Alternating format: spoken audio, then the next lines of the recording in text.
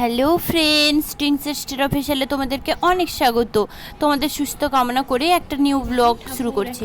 ঠাকুর পুজো করবো এসছি, এই যে দেখতেই পাচ্ছ ঠাকুর ঘরে এসছি। তো চলো কি করে কেমন কি পুজো করি ঠাকুর ঘরে তোমাদের সঙ্গে সবটাই শেয়ার করি, তোমরা দেখতে থাকো চলো।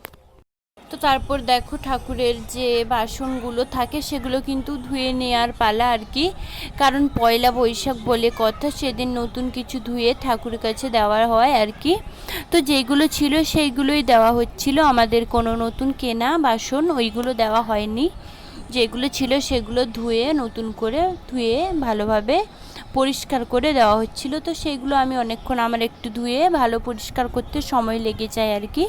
তো সেগুলো ধুতে ধুতে তারপর কি বলছি দেখে নাও।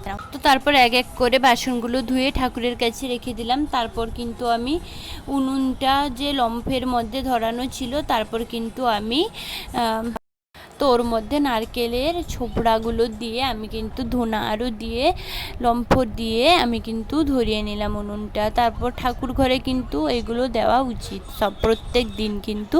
তো অনেকের ঘরে আছে প্রত্যেক দিন এগুলো দেয় না, এমনি ফুল জল যেগুলো দিয়ে নিত্য পুজো করে সেগুলো দেয় আর কি। রোজ দেওয়াটা কিন্তু আমার উচিত, দেওয়া উচিত। তো চলো সেগুলো না বলে পরের কথায় আসি। তো তারপর আমি চন্দন ঘুরিয়ে নিচ্ছি।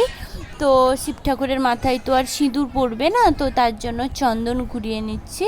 তো যে ঠাকুরের কাছে যেরকম দিয়ে দিব সেরকম আর কি। তারপর ঠাকুরকে ফুল দিয়ে দিলাম, বাসি ফুলগুলো তুলে নিয়ে তারপর কিন্তু আমি ফুল দিয়ে দিচ্ছি, তোমরা দেখে নাও।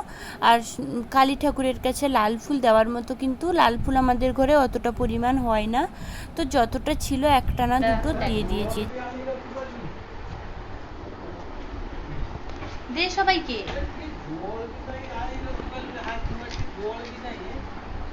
সবাইকে এখন দেওয়ার পালা। পয়লা বৈশাখের দিন মিষ্টি নেওয়া হয়েছিল, তারপর রাত্রে চিকেন দিয়ে রুটি খাওয়া হয়েছিল। ভালো লাগলো।